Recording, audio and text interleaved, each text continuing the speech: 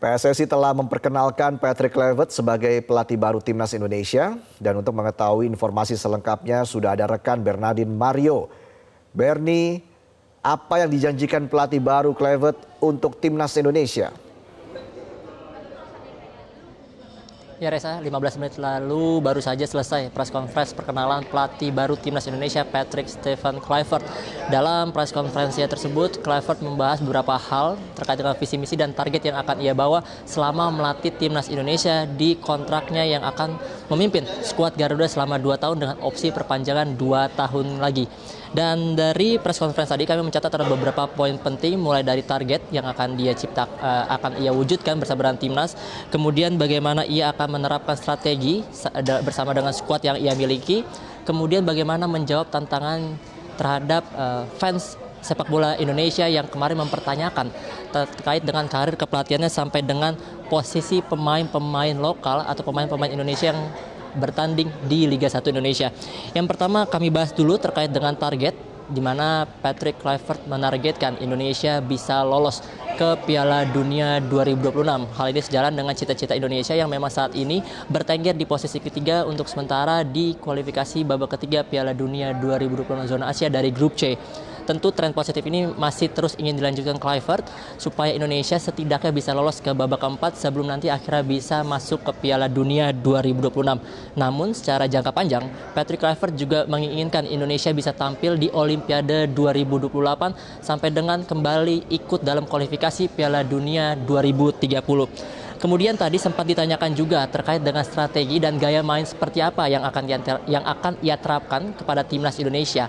Saat ditanya terkait dengan kebiasaan Timnas Belanda menerapkan strategi 4-3-3, ia tentu akan menyesuaikan strategi tersebut dengan komposisi pemain dan juga kenyamanan para pemain yang ada di skuad Garuda saat ini. Namun memang ia menyebut dirinya lebih nyaman untuk memainkan strategi 4-3-3 dengan gaya main yang lebih menyerang dan juga menguasai bola sejak awal bermain. Tentu ini berbeda sekali dengan gaya bermain Sintayong yang kalau kita lihat memang sangat mengandalkan counter attack dan juga bermain menyerang hanya di 20 menit pertama. Tentu dengan komposisi pemain yang ada sekarang, kemungkinan besar Kluivert ingin menciptakan gaya main yang berbeda. Apalagi Kluivert dan juga PSSI masih akan terus melakukan naturalisasi terhadap pemain-pemain yang masih memiliki keturunan atau darah Indonesia. Dan tadi soal ditanya terkait dengan kekhawatiran akan dilakukannya kembali naturalisasi terhadap pemain diaspora yang memiliki darah Indonesia ini, Kluivert mengatakan tentu pemain lokal atau pemain-pemain Indonesia yang lahir di Indonesia dan berkarir di Liga 1 Indonesia ini masih menjadi jantung dari Timnas Indonesia.